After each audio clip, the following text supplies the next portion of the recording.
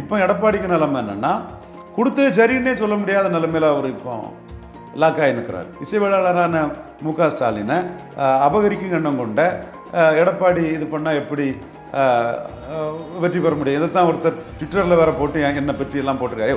உண்மையை நான் பேசுகிறேன். அப்போ செங்கோட்டையன் போன்ற ஒரு பொதுத்தளத்துக்குள்ளே ஒருத்தரை சொல்லி ஒரு அரேஞ்ச்மெண்ட் வச்சாதான் திமுகவுக்கு எதிராக இவங்க ஒரு ஃபைட் கொடுக்கக்கூடிய ஒரு தன்மைக்குள்ளே இவங்க போக முடியும். எடப்பாடியை வச்சு போனால் அது சீமான் 2 தடவை பலகீனப்படுத்திட்டாரு. 3வது முறையும் சீமான் பலகீனப்படுத்துறதுக்கு வாய்ப்பு இருக்குது. அண்ணாமலை பலகீனப்படுத்துவார்.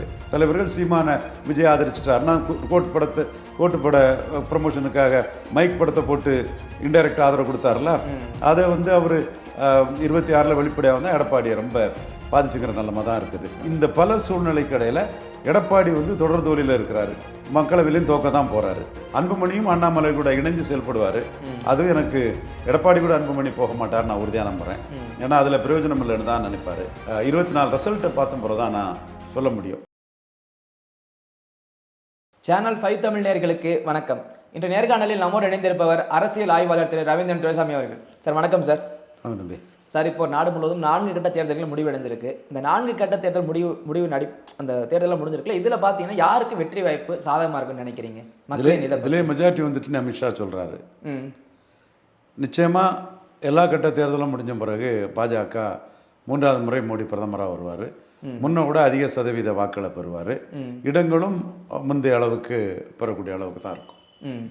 இல்லை சார், இப்போ நம்ம தமிழகத்தில் ஒரு பெரிய பேசு பொருளாக இருக்குது. என்னென்னு பார்த்தீங்கன்னா, இந்த அரசியல் நேரங்களில் அதிமுக பிளவு சட்டத்துறை அமைச்சர் ரகுபதி பேசியிருக்காரு. இப்போது அடுத்து இந்த ஜூன் 4க்கு அப்புறம் இந்த அதிமுகன்றது எடப்பாடி தலைமையில் இருக்காது, வேலுமணி அல்லது செங்கோட்டையன் தலைமையில் இருக்கும் அப்படின்ற மாதிரி பேசியிருக்காரு. இது பெரிய பேசு பொருளாகவே இருக்கே. இப்போ ரகுபதி பழைய அதிமுகக்காரரு. ஆமாம், அவர் கூட அதிமுககாரங்களுக்கெல்லாம் தொடர்பு கண்டிப்பாக இருக்கும். அதிமுகவிலேயும் அமைச்சராக இருந்தவர், இங்கே திமுக கழகத்தில் அமைச்சராக இருக்கிறாரு. அவர் ஒரு கணக்கின் அடிப்படையில் தான் பேசுகிறாரு. முக்குலத்தோர்கள் எடப்பாடி பழனிசாமி முதல்வர்னா வாக்களிக்க போகிறதில்ல. ஏதோ கொஞ்சம் ஒரு அளிப்பாங்க தவிர மற்றபடி பெரும்பாலும் அவங்க எதிராக தான் இருப்பாங்க.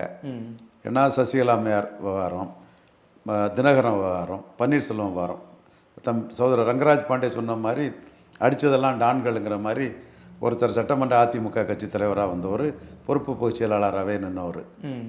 இன்னொருத்தர் சீஃப் மினிஸ்டரை கமாண்ட் பண்ணவர். இன்னொருத்தர் சீஃப் மினிஸ்டராக இருந்தவர், இரட்டை தலைமையில் ஒருத்தராக இருந்தவர். ஸோ இந்த 3 பேருமே எடப்பாடியால் பாதிக்கப்பட்டிருக்காருன்னு சொல்லும்போது முக்குலத்தோர் எடப்பாடி முதல்வருங்கிறது அந்த கான்செப்டுக்கு ஒத்துவிட மாட்டாங்க. அடுத்தால பன்னீர்செல்வத்தை நீக்கி ஒற்றை தலைமையானதில் ஒரு ஜாதி தலைமை மாதிரி கொங்குல ஆயிடுச்சு. கொங்குல இப்போ நீங்கள் பார்த்தீங்கன்னா ஈரோடு கிழக்கிலே நான் அதை சொல்லிட்டேன். இப்போவும் நீங்கள் பூத் வயசு நம்ம போவோம். தேர்தல் முடிஞ்சதும் அருந்ததியர்கள் பூத்துகளில் எப்படி வாக்குப்பதிவு இருந்தது, செங்குந்தர் பூத்துகளில் எப்படி வாக்குப்பதிவு இருந்தது, நாயுடு பூத்துகளில் எப்படி இருந்ததுன்னு நம்ம அதை பார்ப்போம். கொங்கு வேளாளர் பூத்தில் எப்படி இருந்துன்னு பார்ப்போம். கொங்கு வேளாளர்கள் போடுறாங்க, தப்பு இல்லை. எனக்கு எதிராக பின்னோட்டம் கூட கொங்கு வேளாளர்களும் தெரியல, அந்த சோதர்கள் எனக்கு எதிராக போட மாட்டாங்க. அது ஏதோ போலி, அவங்கள மாதிரி ஏதோ போடுறாங்க. பட் அவங்க எடப்பாடிக்கு போடுறதுலாம் தப்பு இல்லை. எடப்பாடி, தங்கமணி, வேலுமணி, செங்கோட்டையண்ணன், எம்ஆர் விஜயபாஸ்கர், கருப்பண்ணன், பொன்னையன், தம்பித்துறை, ஃபுல்லாக எல்லா பொறுப்புலையுமே எல்லாருமே அவங்களே அங்கே ஃபுல்லாக வியாபித்து நறங்கி ஆக்கிரமித்து அப்படி இருக்காங்க. இது தப்பு இல்லை. நம்ம தந்தை பெரியார் இவ்வளோ எம்எல்சியில் ஒருத்தர் தவிர மீதி எல்லாமே பார்ப்பனர்லாம் சொல்லும்போது நம்மளும் இதை சொல்கிறதில்ல, தவறில்லை. களமும் அதுதான். ஒக்காலியா கோடாவுக்கு அங்கே என்ன இருக்குது, அருந்ததிற்கு என்ன இருக்குங்கிற இதுதான் அங்கே லிங்காயட்ஸுக்கு என்ன இருக்குங்கிற மாதிரி தான் அங்கே டாக்குகளும் கொங்கு மண்டலத்துக்குள்ளே இருக்குது.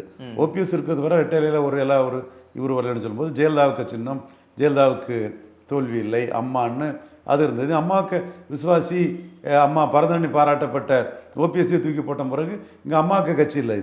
இது அபகரிக்கும் தன்மையில் உள்ள ஒரு கட்சிங்கிறத ஆகிப்போச்சு. அப்போ நான் வெள்ளாள கவுண்டர்ஸ் அங்கே இல்லை.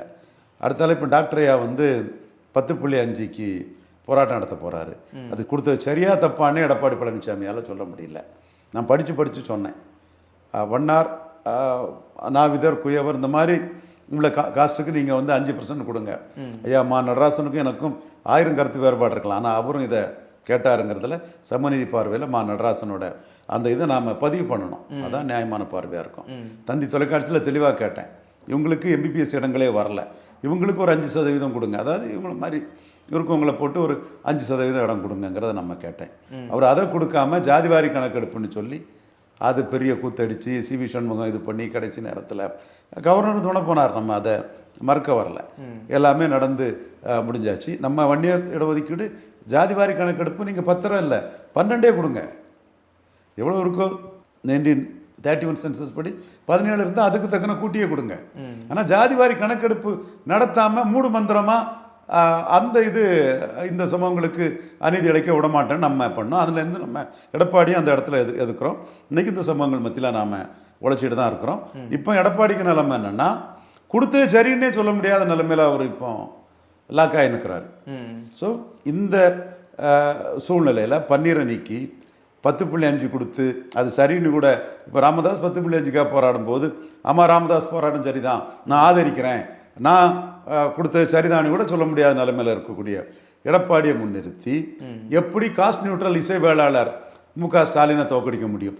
ஜெயலலிதா கலைஞரை தோத்தாங்கன்னா அவங்க பிராமின் காஸ்ட் நியூட்ரல். பிராமினுக்கு ஓட்டிங் பேட்டர்னில் எதிர்ப்பு கிடையாது. பெரியார் கருத்துறையில் எல்ஐசியில் போஸ்ட் ஆஃபீஸில் தமிழக ஊடகத்தில் கமலாலயத்திலையும் சொல்கிறாங்க. அதில் ஒருத்தர் ஜாலியாக சொல்லுவாப்பில் இப்படி ஒரு குறிப்பிட்ட இடத்துல பிராமின்ஸ் எங்கே அதிகமாக இருக்காங்களோ அங்கே மற்ற ஜாதிகள் மத்தியில் பிராமணர்களுக்கு ஒரு எதிர்ப்பு இருக்குது. போஸ்ட் ஆஃபீஸ் எல்ஐசிலெல்லாம் ஜாஸ்தி இருப்பாங்க, அதில் ஒரு எதிர்ப்பு இருக்கும். பேங்கு இங்கெல்லாம் இப்போ அந்த அளவுக்கு அதுவும் குறைஞ்சிட்டு தான் இருக்குது. ஸோ நீங்கள் ஓட்டிங் பேட்டர்னில் பிராமணருக்கு எதிர்ப்பு இல்லாதனால இசைவேளாளர் கலைஞரை ஜெயலலிதா அம்மையார் ஈஸியாக தோக்கடிக்க முடிஞ்சது. காரணம் ஜெயலலிதா அம்மையார் ரொம்ப காலத்துக்கு அப்புறம் அரசியலுக்கு வந்தவங்க. கலைஞர் 71 அரசியலுக்கு வந்தார். அவருக்கு பல எதிரிகள், காமராஜ் ஆதரவாளர்கள், ராஜாஜி ஆதரவாளர்கள், எம்ஜிஆர் ஆதரவாளர்கள், சம்பத் ஆதரவாளர்கள்னு நிறைய எதிர்ப்பை சம்பாதிச்சு வச்சுருப்பார். அவங்கெல்லாம் ஒரு வெஞ்சன்ஸ்லேயே ஒரு எம்பிஎஸ் எம்பி சுப்பிரமணியம், வாழப்பாடி ராமூர்த்தி, சம்பத் இவங்கெல்லாம் எந்தெந்த இடத்துல கலைஞருக்கு ஒரு கட்டை வெட்டி போட முடியுமோ அவங்க அதை பண்ணிவிடுவாங்க. நம்ம பார்த்தோம் சம்பத்துக்கு ஆட்கள். இப்படி கலைஞருக்குள்ள எதிர்ப்பை ஜெயலலிதாவுக்கு அந்த எதிர்ப்பு இல்லாதனால கலைஞர் ஜெயலலிதாவை தோக்கடிக்க முடியல. ஜெயலலிதா வெற்றி பெற்றாங்க. இங்கே ஸ்டாலினுக்கு எதிர்ப்பே இல்லாத அளவுக்கு ஒரு எல்லாத்துக்கிட்டையுமே ஒரு மற்றவங்களை தவறிலிருந்து பாடம் படித்து பண்பட்ட முறையில் போகிறாரு. அவர் ஆர்கே நகர் இப்போ கலைஞர் இருந்தார். 2019 தான் அவர் அரசியல் பண்ண ஆரம்பித்தார். அவருக்குன்னு யாரும் எதிர்ப்பு இல்லை. ஒரு சில இவங்க குதர்க்கமாக ஒரு வன்மத்தோட கலைஞர் மகன், இந்த தமிழறி மணியன், பழக்கருப்பையெல்லாம் லாஜிக்கே இல்லாமல் ஏற்றுட்டு இருப்பாங்க. அது ஒன்றும் மக்கள் மத்தியில் அதுக்கு ஒன்றும் பெருசு இல்லை. அப்போ இசைவேளாளரான மு.க. ஸ்டாலினை அபகரிக்கும் எண்ணம் கொண்ட எடப்பாடி இது பண்ணால் எப்படி வெற்றி பெற முடியும்? இதைத்தான் ஒருத்தர் ட்விட்டரில் வேற போட்டு என்னை பற்றி எல்லாம் போட்டிருக்காரு. உண்மைங்க, உண்மையை நான் பேசுகிறேன், இதுதான் நிலைமை. அப்போ அதிமுகவுக்குள்ளே செங்கோட்டையண்ண மாதிரி ஒரு பொதுவாக ஒருத்தரை சிஎம் கேண்டிடேட்டாக சொல்லி இரட்டை தலைமைன்னு ஓபிஎஸ் இபிஎஸ் மீண்டும் பழைய இரட்டை தலைமை 2 கையெழுத்து இரட்டைன்னு ஒரு மாதிரி கொண்டு அதில் சிஎம் கேண்டிடேட்டாட்டும் ஓபிஎஸ்ஸை சொல்கிறதுக்கு இபிஎஸ் சம்மதிக்க மாட்டார். அப்போ செங்கோட்டையன் போன்ற ஒரு பொது தளத்துக்குள்ளே ஒருத்தரை சொல்லி ஒரு அரேஞ்ச்மெண்ட் வச்சாதான் திமுகவுக்கு எதிராக இவங்க ஒரு ஃபைட் கொடுக்கக்கூடிய ஒரு தன்மைக்குள்ளே இவங்க போக முடியும். எடப்பாடியை வச்சு போனால் அது சீமான் 2 தடவை பலகீனப்படுத்திட்டாரு. 3வது முறையும் சீமான் பலகீனப்படுத்துறதுக்கு வாய்ப்பு இருக்குது. அண்ணாமலை பலகீனப்படுத்துவார். விஜய் உள்ளே வந்தாருன்னா கமலஹாசனும் விஜயகாந்தும் அதிமுக அரட்டையில தான் பலகீனப்படுத்தினாங்க. விஜயும் பலகீனப்படுத்த வாய்ப்பு இருக்குது. அதுவும் சீமான் பின்னாடி நின்று விஜய் பலகீனப்படுத்த ஆரம்பித்தாருன்னா அதிமுக 2ஆம் கட்ட தலைவர்களே எடப்பாடிக்கு அது பெரிய பலகீனமாக இருக்கணும்னு பல கருத்துக்களை அந்த கருத்துக்களை பாஜக கூட்டணி வேட்பாளர் ஏசி சண்முகம் போன்றவர்கள் அதிமுகவுக்குள்ளே உள்ள பல தலைவர்கள் இப்போ அவங்கெல்லாம் களத்தில் இருந்து விஷயத்தை பார்க்கக்கூடிய தலைவர்கள் சீமான விஜய் ஆதரிச்சிட்டாருன்னா கோட்டுப்பட ப்ரமோஷனுக்காக மைக் படத்தை போட்டு இன்டைரக்ட் ஆதரவு கொடுத்தாருல, அதை அவர் 26 வெளிப்படையாக வந்தால் எடப்பாடியை ரொம்ப பாதிச்சுக்கிற நிலைமை தான் இருக்குது. ஸோ இந்த பல சூழ்நிலைக்கு இடையில் எடப்பாடி தொடர் தோல்வியில் இருக்கிறாரு. மக்களவையிலையும் தோக்க தான் போகிறாரு. அப்போ அவரை நம்பி எப்படி ஸ்டாலினை வீழ்த்த முடியுங்கிற கருத்து அதிமுகவுக்குள்ள பலமாக இருக்குது. அப்போ என்ன பண்ணணும்? இப்போ மருதளராஜ் சொன்ன மாதிரி மீண்டும் உடைச்சி பிரயோஜனம் இல்லைங்கிறாரு மருதளராஜ். அது நியாயம்தான். அப்போது ஒரு ஒற்றுமைப்படுத்தி அது யார் தலைமை என்னங்கிறது ஒரு ரீகன்ஸ்ட்ரக்ஷன், ஒரு ரீமாடலிங், ரீஸ்ட்ரக்சரிங், இப்படி அதிமுகவுக்குள்ள ஒரு ரீஅலைன்மெண்ட் கட்சிக்குள்ளே அதுக்கான ஒரு இதை பலரும் யோசிச்சுட்டு இருக்காங்க. ஏன்னா எடப்பாடிக்கு அணி அமைக்க முடியாது, வெற்றியும் அவர் கொடுத்து விட மாட்டார். அக்கா நான் எடப்பாடி வந்து மெரிட்டாக நான் குறை சொல்லலை. எல்லாரும் எடப்பாடி போயிடுவார், 10 நாளில் போயிடுவார்னு சொல்லும்போது 5 வருஷம் ஆட்சியை கம்ப்ளீட் பண்ணுவார், கவுண்டர் பண்ணுவார். நான் தான் சொன்னேன். யார் சொன்னா? என்னோட அந்த கருத்துலேருந்து தான் எடுத்து 2/3 இருந்தால் தான் என்ன சட்டமன்ற கட்சியிலேருந்து நீக்க முடியும்னு நான் நிதிஷ்குமார் மையம் வச்சு நான் பேசுனதை வச்சு தான் எடப்பாடி அந்த கட்சி எம்எல்ஏக்கள் கூட்டத்தில் பேசினார். பல விஷயங்கள். அதற்கு பிறகு அவர் அரசு பள்ளி மாணவர்களுக்கு 7,5% கொடுத்ததெல்லாம் பாராட்டத்தக்கது. காவிரியை பாதுகாக்கப்பட்ட வேளாண் மண்டலமாக அறிவித்ததெல்லாம் நம்ம இன்றைக்கும் அவர் அந்த இடத்துக்குள்ள மத்திய அரசு ஈத்தேனுக்கெல்லாம் எதிர்கொள்றதுக்கு அருமையாக பண்ணிட்டார். நம்ம இது கூட அவங்க ஆதரவாளர்கள் நான் பாராட்டி பேசுகிறத கூட எடுத்து போட்டுட்ருக்காங்க. நம்ம உண்மையை காலி ஸ்பேடுன்னு சொல்லக்கூடியவங்க. ஆனால் கூட்டணி அமைச்சிட மாட்டார். 2024 மாதிரி மீண்டும் அவருக்கு கூட்டணி அமைக்கிறதுக்கு அவர் தலைமையில் கூட்டணிக்கான வாய்ப்பும் இல்லை. முக்குலத்தோர் எதிர்ப்பாங்க, கொங்கு வேளாளர் அல்லாத எதிர்ப்பாங்க, சிவி சண்முகம், கேபி முனுசாமி இதற்காக வன்னியர் அல்லாதவர்கள் எதிர்ப்பாங்க. நான் பேசுகிறது எதுவுமே அஃபென்ஸ் கிடையாது. அப்படின்னா பெரியார் பேசுனதெல்லாம் அஃபென்ஸா? அப்போ நீங்கள் மோடிக்கு கிறிஸ்தவ முஸ்லீம்லாம் எதிர்ப்புன்னு பேசுகிறதெல்லாம் அஃபென்ஸ் இல்லையா? அப்போ அது நியாயமா? இப்போ நானும் ஜாதிய முரண்பாட்டை நான் உடச்சி பேசுகிறேன். மற்றவங்களுக்கு இது பேசுறதுக்கு முதுகெலும்பு இல்லைன்னா நான் என்ன செய்ய முடியும்? நான் தைரியமாக பேசுகிறேன், அவ்வளோதான். உண்மையை தான் பேசுகிறேன் நான். அப்போ இந்த ஜாதிய முரண்பாடுகள் வந்து ஒரு நல்ல மனிதர் ஓபிஎஸ், ஜெயலலிதாவுக்கு விசுவாசி, பரதன் மாரின்னு சொல்லும்போது அவரை நீக்கினதெல்லாம் எடப்பாடிக்கு வந்து நெகட்டிவாக இருக்குது. பட் எடப்பாடி இல்லாமலும் அதிமுக வந்து முழுமை பெறாது. ஏன்னா அவரும் ஏற்கனவே நான் சொன்ன இந்த மெரிட்டெல்லாம் வச்சு தகவல் அடிப்படையில் என்ன சொல்கிறாங்கன்னா, இந்த ஒருங்கிணைப்பு செய்யும் போது எடப்பாடி அவர்கள் ஒத்துக்கலைன்னா அவரை கலட்டி விட்டு போகிற ஐடியாவிலும் இருக்கதாகவும் பேசுகிறாங்களே அந்த தரப்பில். அது ஒரு சிலருக்கு வந்து ரெட்டலை கையில் இருந்தால் போதுங்கிற ஒரு நம்பிக்கையில் இருக்கிறாங்க. ஆனால் நான் எடப்பாடி ஒரு 4.5 வருஷம் சிஎம்மாட்டு இருந்தவருங்கிறதையும் நான் அண்டர் எஸ்டிமேட் பண்ணலை, யாரையும் அண்டர் எஸ்டிமேட் பண்ணலை. ஐயாமா நடராசன் பெரிய ராஜதந்திரி, கலைஞருக்கு வியத்தெல்லாம் படிச்சுக்கிட்டு கலைஞருக்கு ஒரு டஃப் கொடுத்து கலைஞர் இப்படிலாம் போவார், அதை இப்படிலாம் முறியடிக்கணும்னு ஜெயலலிதாமாவுக்கு ஆலோசனை கொடுத்து ஜெயலலிதாமாவோட சூட்டையை தாங்கி நின்று பார்ப்பன திமுறை அடக்கிய மாயாவதி அம்மையாரே வருகவர்கள்லாம் போஸ்டர் போட்டு ஐயா நடராசனை நம்ம ஃபாலோ பண்ணிட்டு இருந்தனால தான் அவர் சசிகலா அம்மையார் வந்து சிஎம் ஆகிட்டாங்கன்னா இந்தியன் லெவலில் ஓபிசி பொலிட்டிக்ஸ் பண்ணுவார், மோடிக்கு ஒரு எதிர்பார்த்து இது பண்ணுவாங்க. இன்டர்நேஷ்னல் லாபி இருக்குது அவங்களுக்கு. இந்தியன் லெவலில் கன்சிராமையும் முலாயம் சிங் யாதவையும் சேர்த்து வச்சு பாஜகவை தோக்கடிச்சு காட்டினவர். அதுதானே மோடிக்கும் கோபம். நம்ம கட்சியை யூபியில் தோக்கடிச்சு காட்டினா அதனால் மோடி அமித்ஷாக்கெல்லாம் நடராஜன் சசிகலா அவங்க மேலே கோபம். ஏன்னா அவங்க பெரிய ஆளுங்க. அப்போ அவங்க பெரியவங்கன்னு சொல்லி தான் மோடி அமித்ஷா நட்டாக்கிட்ட ரெப்ரசன்ட் பண்ணி நேரில் அருண்ஜேட்லி, ஜவடேக்கர், சுரேஷ் பிரபு இவங்களெல்லாம் பார்த்து ஒரு பெரிய டீமாக போய் ஒரு 7-8 தடவை டெல்லிக்கு படையெடுத்து சசிகலாவை அலோவ் பண்ணால் BJP will be left in lurch, பிஜேபிக்கு எதுவுமே இருக்காது, அவங்க காங்கிரஸ் கூட காப்னாப் பண்ணி போயிடுவாப்பில், காங்கிரஸுக்கு திமுக அலைன்ஸ் இருக்கும், அதிமுக அலைன்ஸ் ஆப்ஷனும் இருக்கும், பாஜக தெருவில் தான் இருக்கணும்லாம் சொல்லி ஆன்டி பிஜேபி ஐயா எம் நடராசன், அதனால் வி மஸ்ட் க்ரஷ் ஹிஸ் ஒய்ஃபுங்கிற மாதிரி, அதாவது அவங்கள அந்த சீஃப் மினிஸ்டர் போஸ்ட்டில் வர முடியாதுன்னு சொல்லி கன்வின்ஸ் ஆனால தான் நம்மளும் வந்து ஆணித்தரமாக கவர்னர் வரமாட்டார், ஆகஸ்ட் 15 விடுதலை இல்லை, பிஜேபியின் மூலியான சில சசிகலா அம்மையார் வரமாட்டார், டெல்லிக்குள்ளே லாபி பண்ணி நம்ம அதை செய்தோம்னா நடராஜன் ஐயா பெரியவருங்கிற ஒரு இதுதான் நம்ம கணக்கு. ஐயா பெரியவர், அவரை விட்டால் மோடிக்கு எதிராக இந்தியாவில் பொலிட்டிக்ஸ் பண்ணுவார். அந்த அளவுக்கு நெட்வொர்க்கு, பலம், இஸ்லாமிய மக்கள் ஆதரவு, ஈழத்தமிழர்கள் ஆதரவு, இன்டர்நேஷ்னல் லெவலில் அவங்களுக்குள்ள இது ஆளுமை, அறிவு, ஆற்றல், அதெல்லாம் நம்ம அக்செப்ட் பண்ணனால தான் நம்ம மோடிக்காக நம்ம அந்த இதை ரெப்ரசன்ட் பண்ணணும்.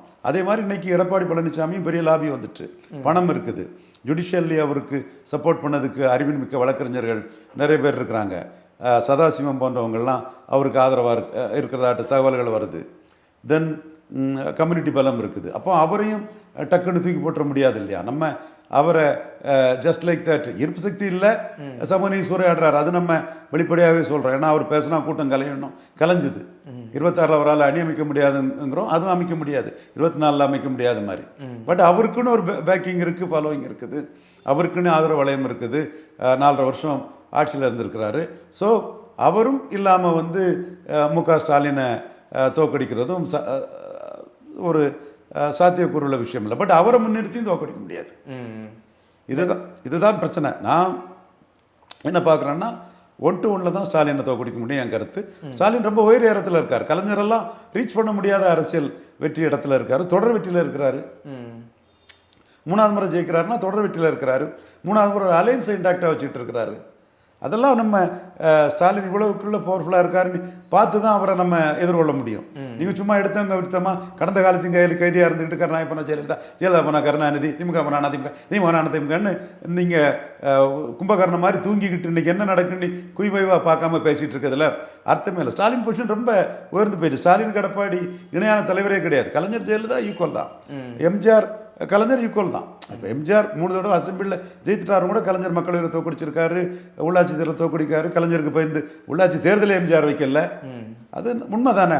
அடுத்தால அண்ணா நகர், மயிலாடுதுறை, உப்பிலியாபுரம், தஞ்சாவூர் நடக்கும்போது 2 தொகுதியில் வெற்றி பெற்று காட்டினார். மக்கள் தலைவர் எம்ஜிஆர் அதிகாரத்தில் இருந்தே ஒரு தொகுதியில் மட்டும்தான் வெற்றி பெற்றார். இவர் 2 தொகுதியில் கலைஞர் வெற்றி பெற்று காட்டினார். ஸோ காங்கிரஸ் கூட்டணியில் சரண்டர் ஆகி கலைஞரை மக்கள் தலைவர் எம்ஜிஆர் தோக்கடிச்சாருன்னா கலைஞர் மக்கள் தலைவரும் ஈக்குவலான தலைவர்கள் தான். அடுத்தபடியாக புரட்சி தலைவியும் முத்தமிழறிஞரும் ஈக்குவலான தலைவர் தான். மு.க. ஸ்டாலினுக்கு இணையான தலைவரே கிடையாது எடப்பாடி பழனிசாமி, கம்பேரிட்டிவே இல்லை. இதுதான் சவுக்கு சங்கர் போன்றவங்களுக்கும் நமக்கும் உள்ள கருத்து வேறுபாடு. அதில் அரசியல் சூழ்நிலையில் சீமான் பலையனப்படுத்துறாரு, அண்ணாமலை பலையனப்படுத்துறாரு. இதெல்லாம் நம்ம தெளிவாக கண்ணெதிர பார்த்துட்டு இருக்கக்கூடிய விஷயமா தான் இருக்குது. ஸோ எடப்பாடி பழனிசாமி கலைஞர் புரட்சி தலைவி, கலைஞர் புரட்சி தலைவர் மாதிரி ஒருத்தருக்கு ஒருத்தர் ஸ்டாலின் கூட ஒப்பிடும்போது இணையான தலைவர் இல்லை. அதே வேளையில் ஸ்டாலினுக்கு அடுத்தபடியாக இன்னைக்கு களத்துக்குள்ள 2வது பெரிய தலைவராக இருக்கிறதும் அவர் தான். இதுவும் நம்ம உண்மையை மறைச்சு பேசினா அது நிற்காது. பட் அவரை வச்சு ஸ்டாலினை தோக்கடிக்க முடியாது. இப்படி ஒரு இடியாப்ப சிக்கலுக்குள்ள அதிமுக இன்னைக்கு திரண்டிட்டு நிற்குது. காரணம் எடப்பாடி பழனிசாமியின் அபகரிக்கும் முயற்சியும் சார்ந்து நின்று பழக்கப்பட்ட பன்னீர்செல்வத்தெல்லாம் நீக்கிக்கிட்டு பண்ணதும் அநீதின்னு முக்குலத்தோர் மட்டுமில்லை, சாதாரண நியாய உணர்வு உள்ள மக்களே அது அநீதிங்க, அவரை போட்டு நீக்கினதை அநீதிங்கிறத உணர்வு பண்ணுறாங்க. அது எடப்பாடிக்கு இமேஜை ரொம்ப அடிச்சிருக்கு. சார், இப்போ அதிமுகவுடைய அந்த பின்னடைவை தெரிஞ்சுதான் வேலுமணி அவர்கள் போயிட்டு டெல்லியில் பாஜக சந்திச்சுட்டு வந்திருப்பாங்களா? அதனால பாஜக பக்கம் மீண்டும் போவதற்கு வாய்ப்பு இருக்கா அதிமுக? வேலுமணி இவர் செந்தில் பாலாஜிக்கு அடுத்தபடியே ஒரு பெரிய ஆர்கனைசர், அதை நிரூபித்தவர் தான். ஆனால் அவர் ஒரு பெரிய ஆர்கனைசராக இருக்கிறவர் சாதக பாதங்களை அளந்து பார்க்குறதுல அவங்க கெப்பாசிட்டியாக இருப்பாங்க. மற்றவங்களோட இந்த ஆர்கனைசிங் கெப்பாசிட்டி உள்ளவங்க லீடர்ஷிப் என்ன, ஓட்டு என்ன, எப்படி வந்தால் கரெக்டாக இருக்குங்கிறதுல ரொம்ப அளந்து பார்க்கக்கூடியவங்க. அதனால தான் வேலுமணியை பற்றி நான் சொன்ன கணிப்புகள் எதுவுமே தப்பல்ல. அவர் ஒரு மாதிரி டீமா நின்று தான் ஃபைட் பண்ண பார்ப்பாரே தவிர உடச்சிக்கிட்டு போய் உனக்கும் இல்லை எனக்கும் இல்லைன்னு குரங்கு கையில் பூமாலை மாதிரி அதை அத்து போட மாட்டாருன்னு நான் நினைக்கிறேன். ஏன்னா ஆர்கனைசிங் கெப்பாசிட்டி உள்ள தலைவர்களோட அந்த கேரக்டர் அப்படி தான் இருக்குங்கிற ஒரு எண்ண ஓட்டத்தில் நான் வேலுமணியை பற்றி வரக்கூடிய செய்திகள் அவர் கட்சி லெவலில் அதை சபடேஜ் பண்ணுற மாதிரி போக மாட்டாருன்னு தான் நினைக்கிறேன். பட் ஒரு ஆர்கனைசராட்டு கட்சி ஜெயிக்கணும்னா சில மாற்றங்கள் இருந்தால் தான் சரியாக இருக்குங்கிற அந்த கருத்தை சொல்லுவார். எடப்பாடி தான் என் தலைவர், ஒரு சுட்டிக்காட்டி இடத்தில் பாய்வேன்னு பேச மாட்டார். பட் எடப்பாடி கருத்து எல்லார் கருத்தையும் உள்வாங்கி ஒரு சேஞ்சஸ் இருந்தால் தான் ஸ்டாலின் எதிர்கொள்ள முடியுங்கிற அந்த கருத்தை முன்வைக்கலாம். தன்னை முன்னிறுத்தி கட்சியை உடைச்சிட்டு போகிறதுல என்ன லாபம்னு தான் அவர் யோசிப்பார். நான் தெளிவாக லாப நஷ்ட கணக்கு அரசியல்வாதியை பார்ப்பாங்க. இவ்வளோ modern politics, accumulating power, amassing wealth தான் மாடர்ன் பொலிட்டிக்ஸ்னு ஆன பிறகு ஒவ்வொருத்தரும் ஒவ்வொரு மூவில் தங்களுக்கு என்ன லாபங்கிறத தெளிவாக பார்ப்பாங்க.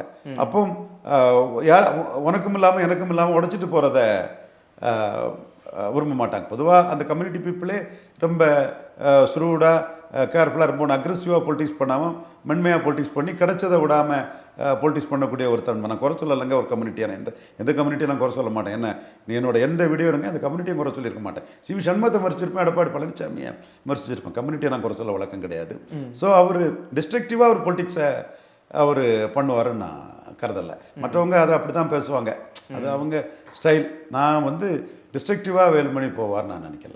சார், இப்போ அரசியல் அப்படின்னாலே ஜாதி தான் ஒரு பெரிய பிம்பமாக இருக்கும். அப்படி இருக்கும்போது 2026 பாஜக தலைவர் அண்ணாமலை எதிர்கொள்ளும் போது அவருக்கு பின்னாடி ஜாதியில் ஒரு பெரிய பின்பலம் கொண்டவங்க யார் பின்னாடி நிற்க வாய்ப்பு இருக்குது? 24 ரிசல்ட் அப்புறம் தான் சொல்ல முடியும் தம்பி.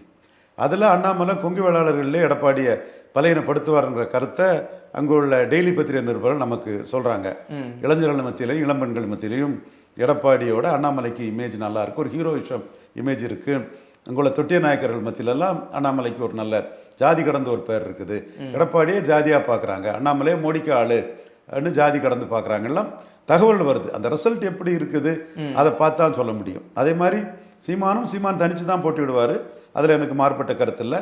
அவருக்கு ஏற்கனவே சொல்லிட்டாரு, இது அரவிந்த் கெஜ்ரிவாலுக்கு பஞ்சாபில் நடந்தது உங்கள் பிள்ளை சீமானுக்கு ஏன் நடக்காதான்னு அவர் 24 மக்களவைத் தேர்தல் சொல்கிறாருன்னா 7.4% வாக்கெடுத்த ஆம் ஆத்மி பார்ட்டி தொடர்ந்து தனித்து நிற்கக்கூடிய அந்த மக்கள் நம்பிக்கையை பெற்று அதாவது 2019 7.4% எடுத்த அந்த கட்சி 2022 42% மேலே எடுத்து ஆட்சியை பிடிச்சிட்டாங்கன்னு சொல்லும்போது அவர் தனித்து தான் போவார். அவர் அந்த அணிங்கிற பேச்சுக்கே இல்லை. அண்ணாமலை அணி அமைக்கிறதுக்கு வாய்ப்பு உண்டு.